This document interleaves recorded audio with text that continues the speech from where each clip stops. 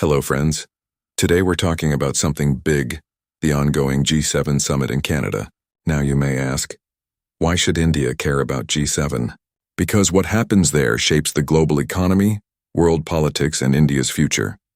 Even though India is not a member, it's invited every year, and this time it's more important than ever. Why? Because the Western alliance, once so united, is now breaking apart. So let's dive in and see how India can safeguard and promote its interests on this shaky global stage. What is G7? The G7, or Group of Seven, started in 1973. It began after a massive oil crisis. Countries like the US, UK, France, Germany, Japan, Italy, and Canada came together. They wanted to manage economic problems together, like inflation, energy, and currency issues. This group represented the richest democracies.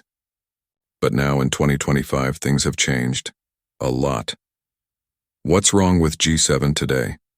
The G7 is facing serious internal problems. Distractions like Khalistani protests and talks about Kashmir take up headlines, but the real issues are much deeper. Divisions among members are growing, on trade, technology, climate change, and even wars. Regional conflicts are creating stress, from Europe to the Middle East to the Indo-Pacific. So this summit is happening at a very complex time, and India has to play smart. India's opportunity. India is not a G7 member, but Prime Minister Modi is attending.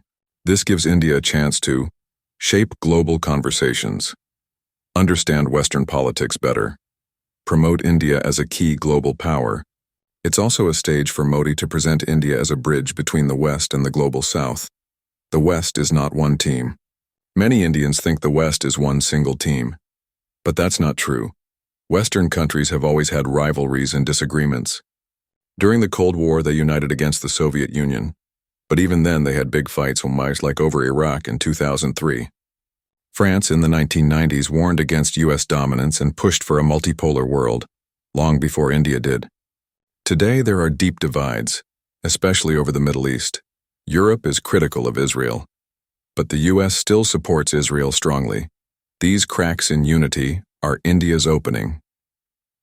The Trump effect. Trump is back in the spotlight. His style is America first, and that shakes everything. At the 2018 G7 summit, he argued with allies and left early. He even accused Canada's Prime Minister of betrayal. He supports right-wing parties in Europe and criticizes European liberal values. He's also demanding massive increases in defense spending, up to 5% of GDP.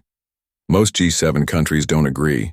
For India, it's important to understand this new Trump strategy and be ready to deal with it, calmly and diplomatically.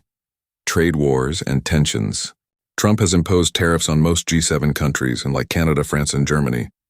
These actions hurt the idea of free and fair trade, which the G7 once proudly supported.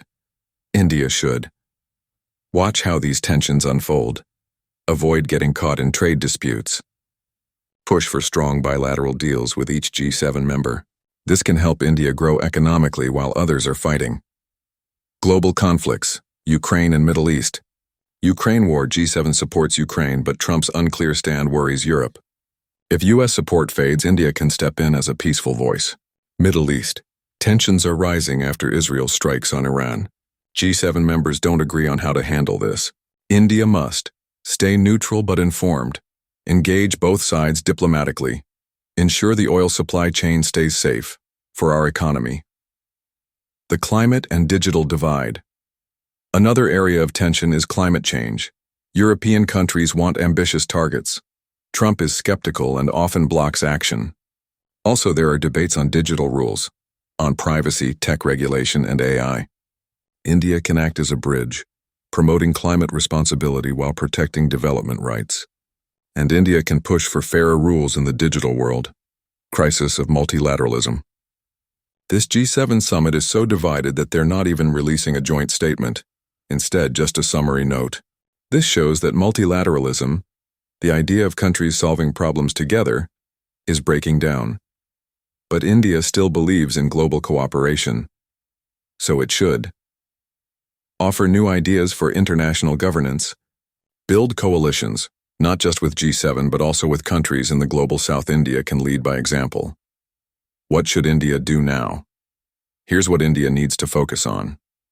1. Ignore distractions like Khalistani protests or Trump's Kashmir talk. 2. Repair ties with Canada. Don't let politics spoil long-term diplomacy. Re-engage with Trump. Even if we don't agree, we must talk. 4. Study the West's contradictions and use them to strengthen India's own position. 5. Build strong bilateral ties, especially in tech, trade, and defense.